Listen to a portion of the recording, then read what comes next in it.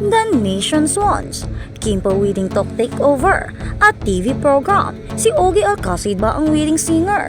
Kung bago ka lang sa channel na ito, huwag kalimutang mag-like, share, comment, and subscribe. At huwag kalimutang pindutin ang notification bell icon para maging updated ka sa bawat upload nating video. Ang buong bansa ay hugung ng mga puso, ay nanginginig at ang social media ay muling nag-aapoy dahil ang napapabalitang kasal ni Kim Chiu at Paolo Avellino na kilala ng mga tagahanga bilang Kim Pao ay naging hindi inaasahang sentro ng isang sikat na programa sa telebisyon. Ang nagsimula bilang mapaglarong pagbibiro ay mabilis na nauwi sa isang buong alon ng pananabik na nag-iwan sa mga tagahanga ng hiyawan, tawanan at pag-imagine ng pinaka-pinag-uusapang kasal ng celebrity sa kamakailang alaala. Nangyayari ba talaga? Mas malapit ba ang mga kampana sa kasal kaysa sa inaasahan ng sinuman? At ang legendary hitmaker kaya na si Ogie Alcacid ang magiging singer sa kanilang magiging kasal? Bagamat walang opisyal na kumpirmasyon na ginawa, ang mga pag-uusap lamang ay sapat na upang ipadala ang bansa sa collective kilig mood. Mula sa fan updates hanggang sa wedding fever, tahimik na nagsimula ang kasabikan. Isa pang update para sa mga loyal na taga-subaybay ng Kim Pao na relihiyosong sinusubaybayan ang bawat galaw ni Kim at Paolo.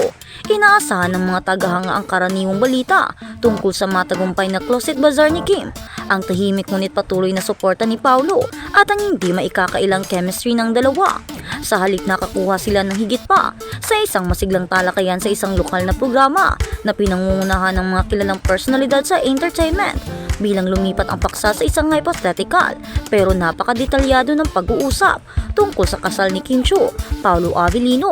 Ang nagpasabog nito ay hindi lamang ang pagbanggit ng kasal, ngunit kung gaano ito kasyual at kumpiyansa na napag-uusapan na para bang ito ay isang bagay na kailan hindi kung. The Ogie Alcacid moment that changed everything. Ang pinakamalaking sandali ng paghihingang hikayat ay dumating na ang isa sa mga nag-host ay pabirong ngunit matulis na nagtanong, kung magpakasal sina Kim at Paolo, sino sa tingin mo ang dapat pumunta sa kasal? Walang pag-aalinlangang lumabas ang pangalang Ogie Alcacid. Ang nag-iisang sandali na iyon ay sapat na upang magpadala sa mga tagahanga na umiikot. Si Ogie Alcacid ay hindi basta-bastang mga awit. Siya ay isang pambansang kayamanan, isang hitmaker na ang mga kanta isinamahan ng ilan sa mga pinaka-emotional na sandali sa buhay ng mga Pilipino. Ang suwestyon lamang na kumanta siya sa kasal ng Kim Pao ay parang simboliko, kilalang kilala at kakaibang kapani-paniwala. Agad binaha ng mga tagahanga ang social media ng mga reaksyon. Kung kumanta si Ogie, iiyak ako kahit hindi ako invited. Hindi na ito kilig lang, this feels real. Bakit parang may alam na sila? Bakit nagbabasa ang mga tagahanga sa pagitan ng mga linya? Ang pinagkaiba ng talakayang ito sa tipikal na haka-haka sa showbiz ay ang tono. Napansin ng mga mapagmasid na tagahanga na ang mga host ay nagsasalita na para bang magpipigil sila ng impormasyon. Nakangiting alam maingat na pumipili ng mga salita at mabilis na iniiwasan ang pag-uusap. Mula sa masyadong malayo naniniwala ang ilang manunood na hindi ito nagkataon. Sa Philippine showbiz ang mga insider ay madalas na naglalabas ng mga banayan na pahiwatig bago pa man ang anumang opisyal na anunsyo. Ayon sa mga tagahanga, ang talakayang ito ay hindi kaanong parang imahinasyon at higit na parang foreshadowing. Wala silang itinanggi, komento ng isang tagahanga. Nagtawanan lang sila at nag-move on ang daming sinasabi. Ang tagumpay sa bazaar ni Kim Chiu ay nagdaragdag ng gatong sa apoy. Nakadagdag sa emosyonal na kasiyahan ay ang napakalaking tagumpay ng closet bazaar ni Kim Chiu na nabenta muli sa ikalawang araw nito. Maagang pumila ang mga tagahanga, mabilis na naubos ang stante. Si Kim mismo ay pumunta sa social media upang pasalamatan ang mga taga-suporta na ibinahagi na ang bazaar ay opisyal na out and done. Ang mas naging espesyal na sandaling ito ay ang mga nalikom ay iniulat na inilaan para sa kawang gawa. Siya ay kumikinang, isinulat ng isang taga-suporta. She's successful, happy giving back. And Paolo is quietly there. This is winning energy. Paolo Avellino, tahimik, pribado at consistent. Hindi tulad ng maraming mga kilalang tao na umunlad sa mga pampublikong deklarasyon. Si Paolo Avellino ay palaging kilala sa kanyang pagiging reserbado. Talagang hinahangaan siya ng mga tagahanga dahil iniiwasan niya ang panuurit. Sa mga panayam, direktang nagbigay ng mga sagot si Paolo. Kapag naging personal ang mga tanong, mahusay siyang gumuhit ng mga hangganan. Hindi kailanman bastos ngunit matatag tungkol sa privacy. Ito ang dahilan kung bakit nagtitiwala sa kanya ang mga tagahanga. Paolo does not fake things, sabi ng matagal ng taga-suporta. Kung ito ay palabas lamang, hindi ito magtatagal. Ang pagkakapare-pareho ng kanyang presensya lalo na sa panahon ng mga milestone ni Kim ay nakubinsi ang marami na anuman ang umiral sa pagitan nila ay tunay.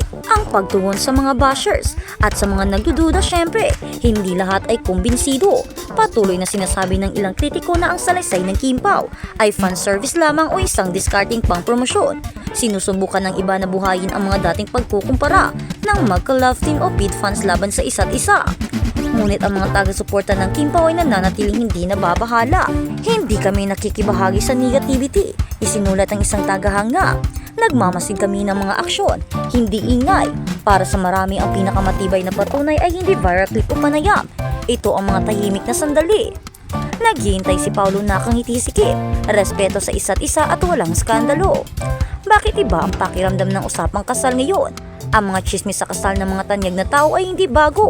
Ngunit ang isang ito ay nararamdaman na kakaiba sa ilang kadahilanan. Timing, parehong sina Kim at Paulo ay nasa matatag at matatag na yugto ng kanilang mga karera.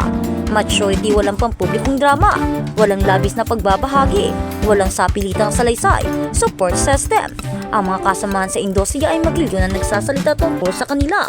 Pagkakaisa ng tagahanga, hindi tulad ng magkahiwalay na love team, ang mga taga-suporta ng Kim Pao ay nagtitipon sa paggalang. Kapag nagsimula ang mga biro sa kasal mula sa labas ng fandom, mula sa mga host insider at kapwa celebrity, napapansin ng mga tagahanga, may paparating na anunsyo. Sa ngayon, wala pang opisyal na kumpirmasyon ng isang pakikipag-ugnayan o kasal.